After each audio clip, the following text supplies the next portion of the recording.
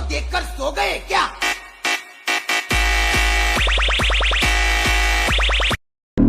અમારું વીએસઆર વાગે તમને નહીં ગમતું, તમને બોરી ચડે. શું કીધું?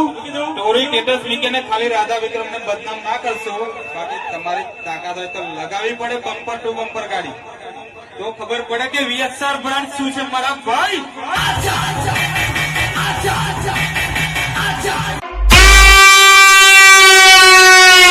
क्या बोलते मेरे वीएसआर की पब्लिक, ये स्पेशल आपका वीएसआर ना બંકાવ માટે तो मारा करे जाओ.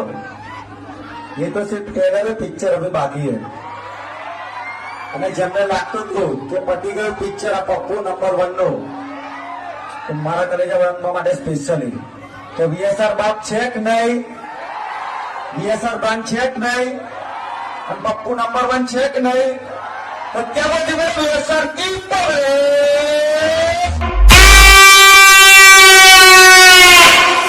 તારા ઘરનો મારા કલેજા અહીં તો વીએસઆર વાળાના જે નડશે ને એને કાયદેસર પડશે. તો ક્યાં બોલતી મેરે વીએસઆર કી પબ્લિક ચાલે છે કે પડી નહીં જા મારા કલેજા. આ બંકાની જયારે એન્ટ્રી થાય ને તો માહોલ ગરમ થઈ જાય.